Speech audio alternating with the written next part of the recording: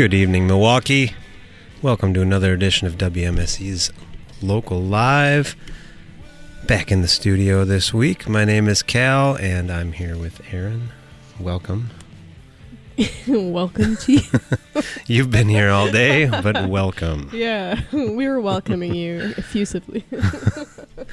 And, we had a great time down at Club Garibaldi. We do that the first Tuesday of each month on most months anyway, so just a reminder to come and check those out. We had a great time last week, and we're going to have a great time tonight anyway with Credentials, a new band out of Milwaukee, featuring some familiar names that many of our listeners have probably heard. Joshua Bacchus on guitar, James David on drums, Kat Reese on vocals, and Peter J. Woods on bass and vocals, and they came out with their first recording just titled Demo Recordings 2019, came out in May, and I think this is one that people who have heard some of the music from some of these musicians before, I think it's kind of something fresh and new, but also I don't think it's totally outlandish for what any of these people have done before. Of course, Peter J. Woods, a lot of people will know from doing the Milwaukee Noise Fest. He's kind of curated that since its inception, I believe. He's been making crazy music at least this whole century, I would say. And this is maybe the most accessible stuff I've heard from him, but I couldn't claim that I've heard everything that he's done, so there may be more out there that I haven't heard, but it is still out there, you know.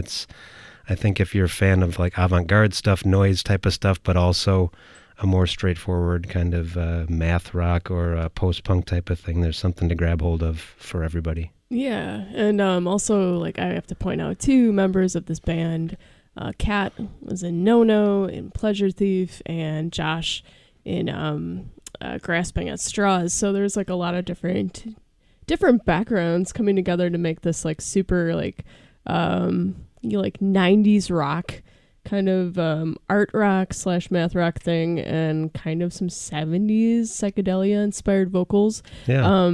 It reminds me of like if Yoko Ono fronted US Maple or Shorty or whatever, but it's super cool, and I'm really excited to find out how these guys all came together in the first place and what they're planning to do next, because they're really new. Yeah, so we're going to have some live music from them in just a moment, but we've got a quick message as usual, so stick around, we'll be right back.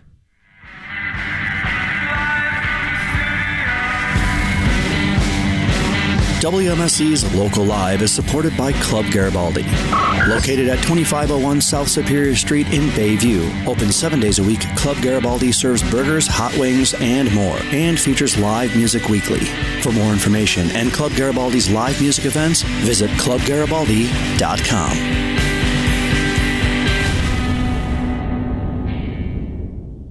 All right, without further ado, we will send it out to the Bob and Genie Friedman Live Performance Studio. Here are Credentials.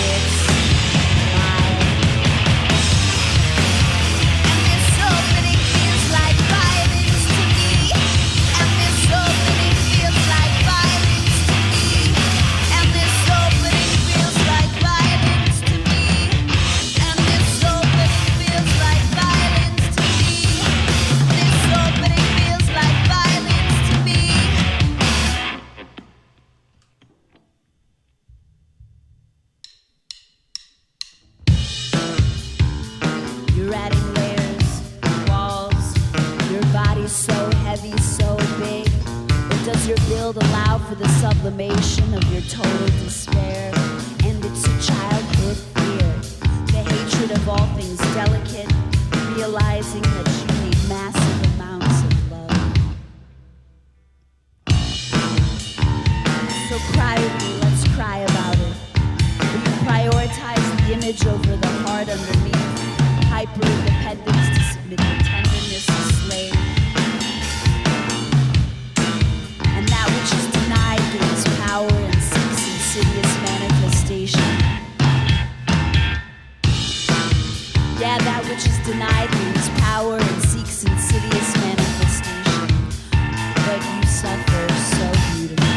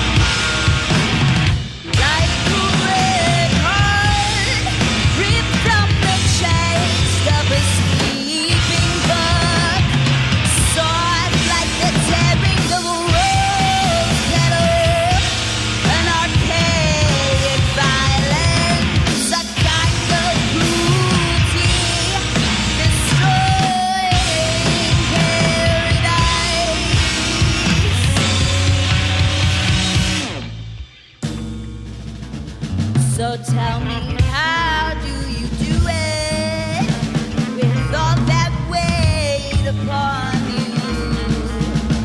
Atlas wants to know what gym you go to. Tell me, how do you do it with all that weight upon you? Atlas wants to know what gym you go to.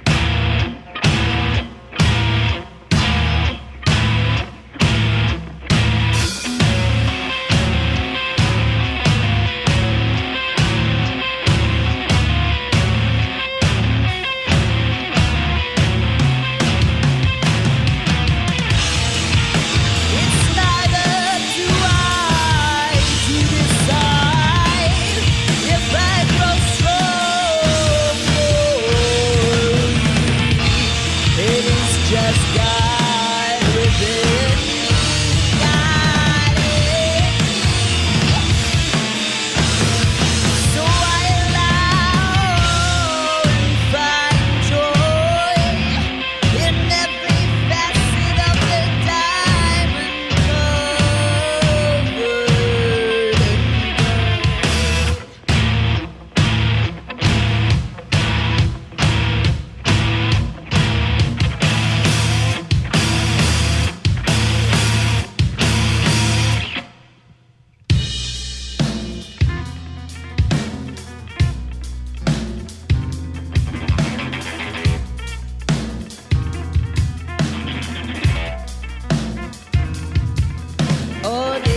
fragile mind of mine, I'm gonna let it die. Yeah, this fragile mind of mine, I'm gonna let it die. Yeah, this fragile mind of mine, I'm gonna let it die. Let it die, let it die, let it die. Oh, this fragile mind of mine, I'm gonna let it die.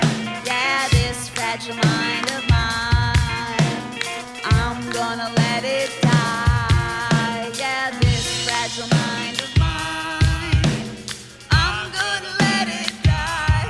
Let it die, let it die, let it die. Yeah, this fragile mind of mine, I'm gonna let it die. Yeah, this fragile mind of mine, I'm gonna let it die. Yeah, this fragile mind of mine, I'm gonna let it die. Let it die, let it die, let it die.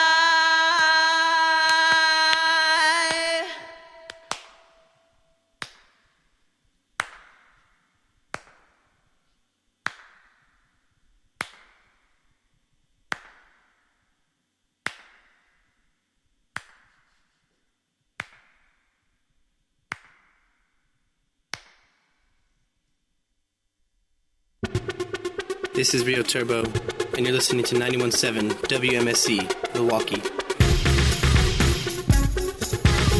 And we are in the studio with credentials. Welcome, everyone. Hi, thanks. Make sure whoever is speaking, lean right into those microphones. Thank you. And Testing. Testing. If you would go around and introduce yourselves on the mics and tell people who you are. I'm Kat. Hello. I'm James. I'm Josh. I'm Peter. I'm the bad boy of the band. Ooh. Get that right out there. Okay. It was just established. Yeah, I'm very excited about this new role. Oh. Excellent. So let's have your origin story. Who was the main driver in bringing this group together? I guess that was me. So I've always been... So I do a lot of experimental music stuff, and most of that is solo, and I have a lot of projects that have been going on for years, but I always like to have my, have at least one toe in the rock world. And I've been bugging Josh about being in a band with me for years. And so I'd been in a number of bands that had happened. The last one was Raffle House with my younger brother, but he decided he needed to be cool and move to South America, so that band ended. And then started looking around for other people, and I wanted to start a band. I was telling people that I was asking to be in this band, I want to start a band that sounds like Murder in the Red Barn, which is Josh and James's old band, which is one of my favorite Milwaukee bands of all time. At which point, and no one could do it. Everyone was too busy. And then I realized, why don't I just ask the people from Murder in the Red Barn to do it? And they said yes. And then Kat, I was kind of tossing this idea around, and I was like, yeah, I want to start this new kind of weird rock band. And Kat was like, yes, I want to do that. And I was like, I've heard no. Like, you want to do that? And she said yes. And I was like, all right, let's do that. And then she jumped in, and the rest is history, as they say. I also had a dream that Peter and I don't remember all of it, but it was like he was like smoking weed in a church, which he does not do. I do not do that. He's not that kind of bad boy. No. Yeah. That might all change now that this is established. Yeah. But and then we did like an experimental like music performance in this church, but this dream was maybe like a year before we started the band. And I also remember something joking about we were like, maybe we can just have an all guitar band because we could only find guitar players. That's true. So you two had known each other prior to joining. Mm-hmm. Okay. Mm-hmm. And so what were your first few rehearsals like? Or did you come in with some material already ready to go, or was it just kind of... remember. Yeah. Oh yeah. We did a song I had first. Mm-hmm. But what's really exciting for me is that very different from No, where the there are like full songs that are written already and then the band learns them. We all write together, which I love. Yeah, it's really exciting, and it works really well, I think. Yeah, and there's this really cool process, too, where someone will come in with a riff and everybody has to make it weirder somehow. And so, like, people will be like, yeah, that riff is great, but remove one note from the first half and then add a 3-measure or, a 3-beat rest in the second measure. And then all of a sudden, like, a song that's in, like, 5/4 will jump to, like, 13/8 or something like that. So it's been a really cool process of that push and pull and, really challenging each other as musicians. Very cool. Yeah. We avoid the blues. We avoid the blues thing, and typically we avoid triads or normal chords at all costs. Okay. Yeah. No chords allowed. No. Yeah. We're dabbling in 4/4. Daring. It sounds dangerous. Yeah. So, is there some era of music that you guys all agree on is like amazing? Like, you remind me of the whole like era of U.S. Maple and Shorty and all that stuff. Is that something you all are really into and kind of that whole like? Yeah, I grew up in the vibe? 90s. Yeah. Yeah, I think like the whole Chicago noise thing, Shellac, and all those guys. I grew up playing all of that, and Murder sort of sounded like that ish, and when the bands we ever played with Peter in, he sounded like that, and so it seemed natural that eventually, a decade later, we would all play in a band together. Mm-hmm. Yeah. I always says drive like Jehu. I hear that a lot. Cool. I don't know. Can they hear him when he... And I think for me, because they're all such amazing technical musicians, like are really, really smart and know a lot about structuring and composing, which I don't in that particular way. So I was challenged, and continue to be challenged, because I have to like feel my way through it. So I get to because we're all practicing together. So I hear the song and I have no choice but to feel it, because if I try and pay attention or like learn what's actually happening, I can't do it. If I think about it, it doesn't work. Yeah, you just gotta have a notebook with a lot of good notes. Yeah. So when you're, seeking to create your sound that you really like, that whole like 90s era of rock, do you have any like special pedals that you really like to help you create that sound? Like as far as, the guitar and bass goes, obviously drums are just drums. This is the first band I've ever had a pedal in. So way back in the day, it was Marshall half stack and some sort of Gibson guitar, and that was it for me. But now I use a smaller amp, so I need a pedal.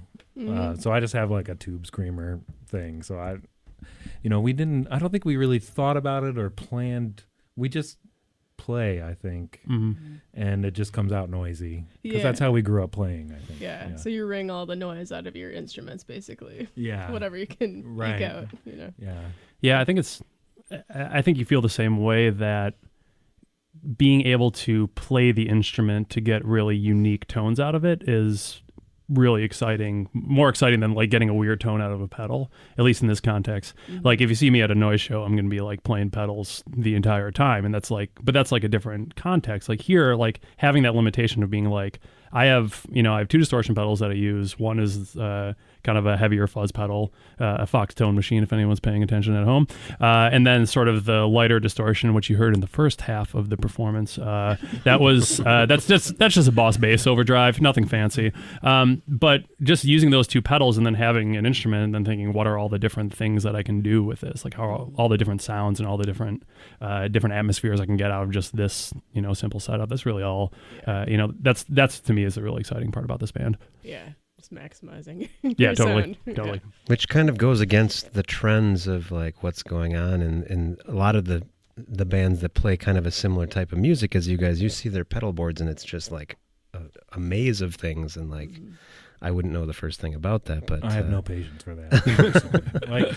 I don't mind listening to it if it's used well, but that's fine. But I don't want to haul that around or hook that up at every show or have to deal with that, or the battery's going dead on this thing, or there's noise and I don't know where it's coming from, and I gotta go through each individual. I don't have patience for that. Josh was also just talking about how he hates guitar solos. Just to give you a better idea. Call out. See, it's a very 90s attitude too. I like that. Yeah. I just think there's more things you can do than noodle on your guitar. Mm-hmm. So Kat, had any of these songs like been knocking around in your head for a while, or had you like written anything prior to going in, or was this all pretty spontaneous? Most of it has been spontaneous, but one of the songs which we will play in the second set, that one I had already written, but it was really, really minimal, like just vocals and like one repeating synth line, so super minimal. But otherwise, and then one of the songs I came up with a riff, and then I was like, here boys, have at it. But otherwise it's pretty spontaneous. It all happens together. It's a natural progression to get to a song. Okay, very cool. Sounds nice. Yeah, it's great. Yeah, it's really exciting. That's great. Yeah. And I think even the times when like I'll show up with like a fully formed song, I'll be like, this is the song, and then by the time it's done, it's like, this does not sound anything like I had envisioned in my head. And that's part of, I mean, being in a room filled with really good musicians that can, do justice to that work. You can kind of say, look, take the song and make something happen with it. And every single time it happens, it's a completely different vibe and it's a completely different space, but it's always like something that's really exciting and really challenging, and something that pushes even the way that I'm thinking about that song into a new direction. That's, it's like a new puzzle to solve, which is really exciting. And there's a trust there too, I think. Like I trust that we will handle this thing that I've come up with really well. Yeah, we did like an entire month of like trust falls before we like even picked up instruments, and I think it really helped us as a group to fall and get caught. I think that's really important. Incrementally higher elevations and finally step by step. Yeah. Oh, so you've read Steve Albini's book as well. Of course. All right. I was going to ask about some of the lyrics you've chosen to write, especially since a couple of them seem tongue-in-cheek, like the one about Alice wants to know what gym you go to. Yeah. The best. Yeah. Are they like half and half serious, half and half like tongue-in-cheek? Or? Well, that song is called Bodybuilder's Lament. Mm-hmm. So I'm being pretty upfront, I think, about what I'm talking about, which maybe it's not obvious, but it's about toxic masculinity and like the trend of male fragility, or these constructs of how a man is supposed to be. But specifically I'm targeting bodybuilders, and not like someone that goes to the gym because they like, you want to feel strong, but like where they can't move because they're just surrounded by muscle. Because to me, that's an obvious armor, and it's a protection against vulnerability and sensitivity. So you're prioritizing the image over the heart underneath, which is one of the lines. And so the last part is, how do you do it with all that weight upon you? Because Atlas wants to know what gym you go to. So when I came up with that, I was like, oh, that's good. It's good. I agree. Yeah.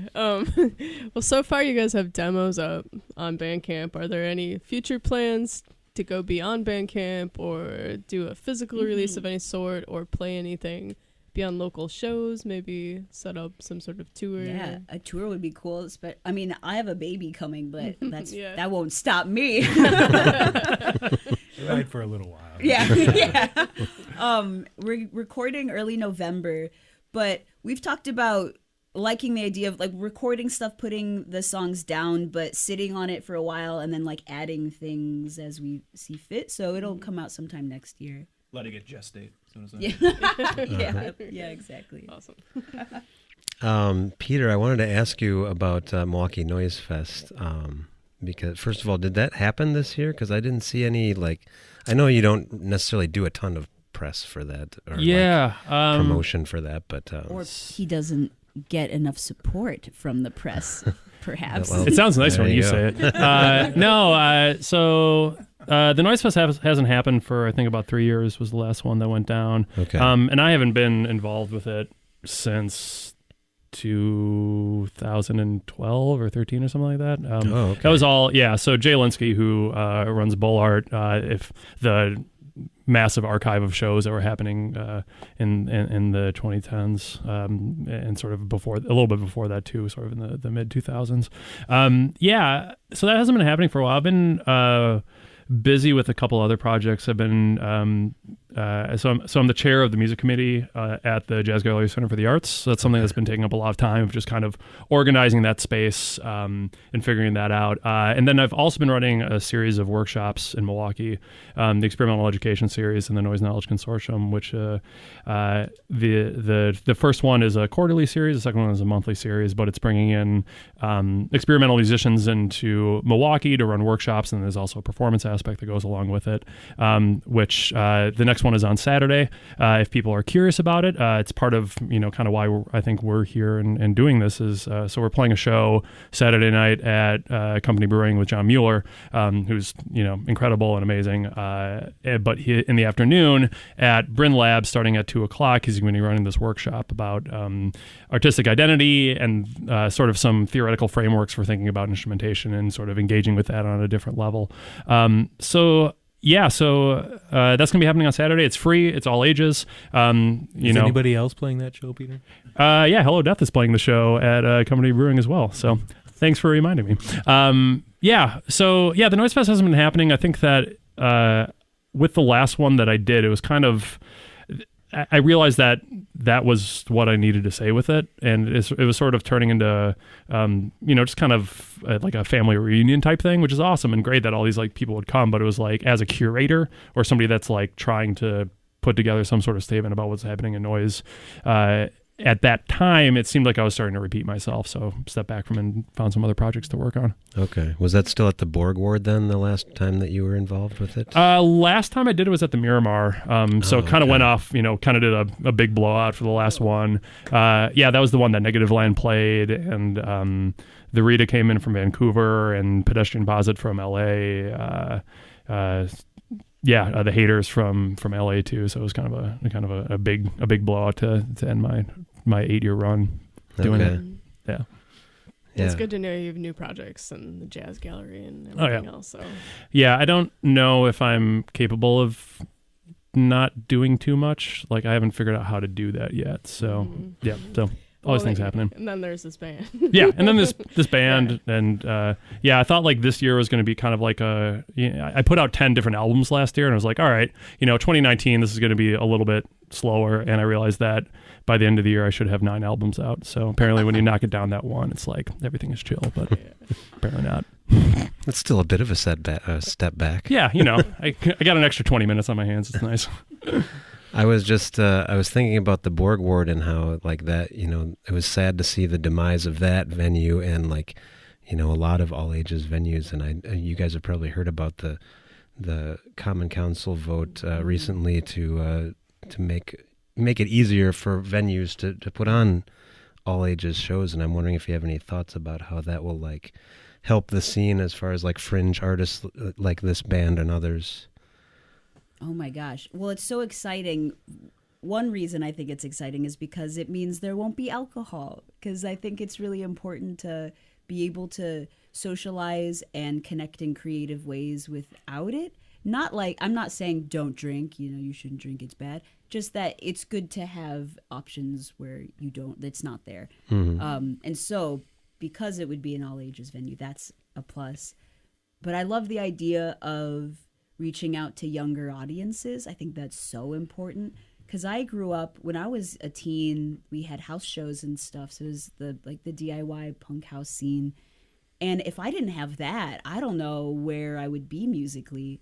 So I'm excited about the idea of inviting, being able to invite the youth to engage in the music scene in a way that they haven't been able to because of the lack of all ages venues. Yeah.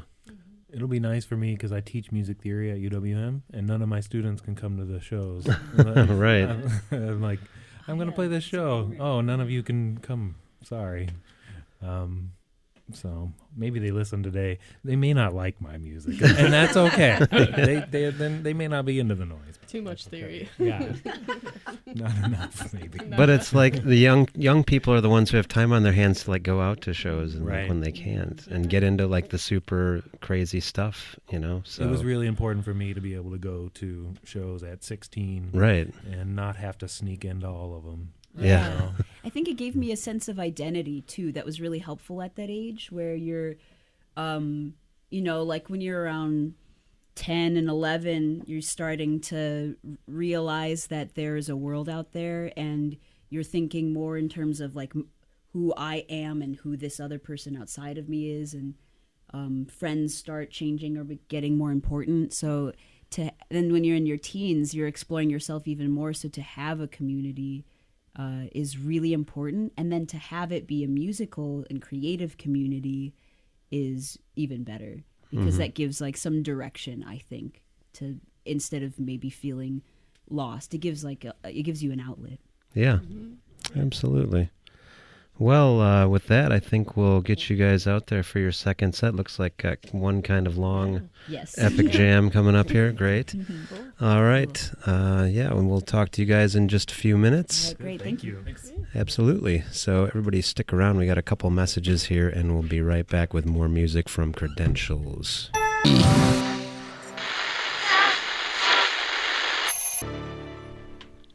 All right, once again, we're going to send it out to the Bob and Genie Friedman Live Performance Studio. Here, once again, are Credentials.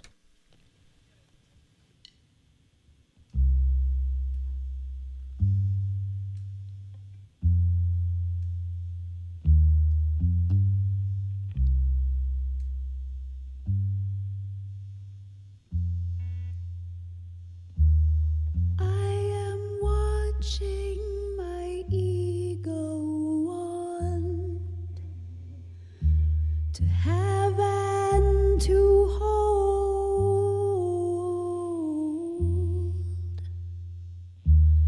and this spark is a divine reminder that I can be in love and be alone.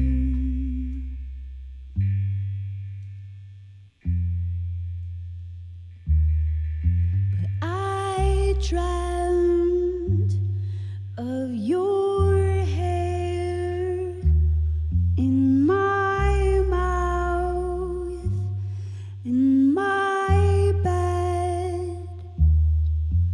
I feel a warm fire I don't need, but I desire.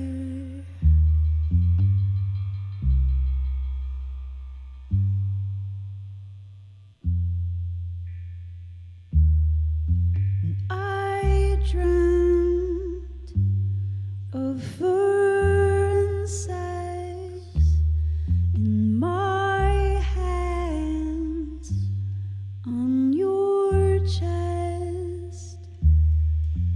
I feel you trembling,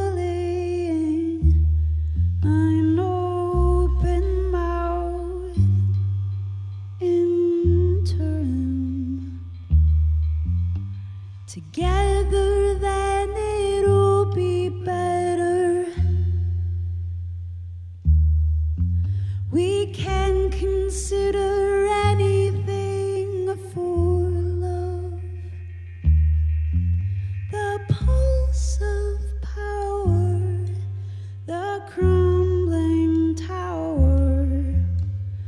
First dissolve and then decide. First purify and then collide.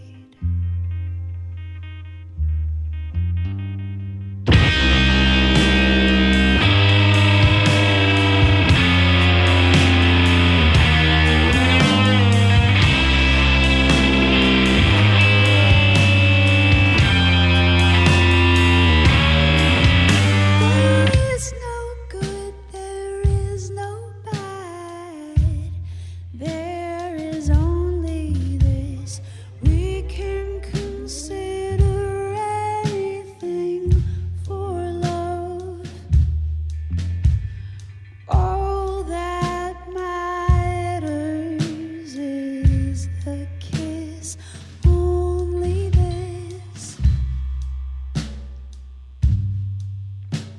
First purify and then collide.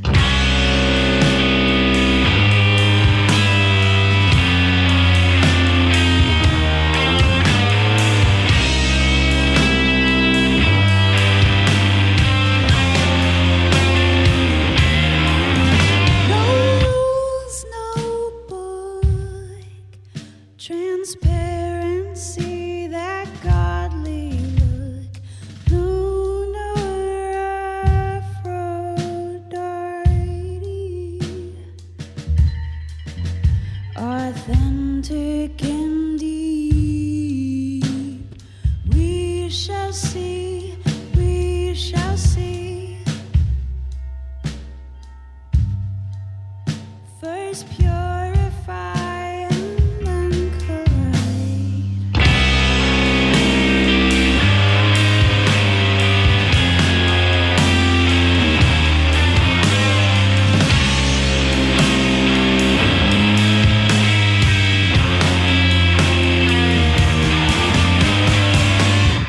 Anguish comes when I realize more naked places to discover, and you're the sun on the water, a divine spark that makes me want oh so much. But I will wait, I will see, I will wait till it comes to me. I will wait, then respond, rather than strive or chase. I will wait. First purify and then collide.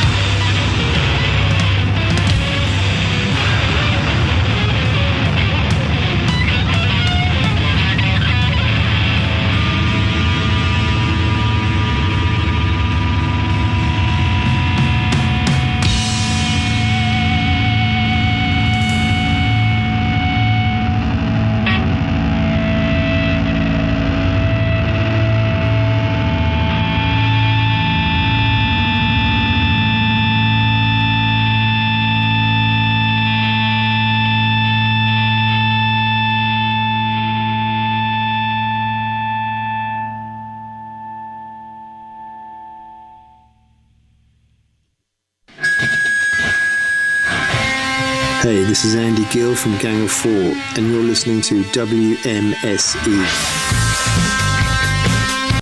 Thank you for tuning in to tonight's edition of Local Live on WMSE. Local Live is a production of WMSE Radio, recorded and broadcast live from the Bob and Genie Friedman Live Performance Studio on the downtown campus of the Milwaukee School of Engineering. Local Live is produced by Erin Wolf and Cal Roach and engineered by Billy Cicerelli. All video by Moleskin Productions. Hospitality for Local Live artists is provided by Cedar Teeth Pizza, who can be found online at cedarteeth.com, Anodyne Coffee Roasting Company at anodynecoffee.com, and by Sprecher Brewing Company at spreckerbrewery.com. For local live videos, follow us at WMSE Milwaukee on YouTube. For upcoming guests and archives of past local live performances, visit WMSE.org. And tune in again next Tuesday at 6 p.m. for another edition of Local Live.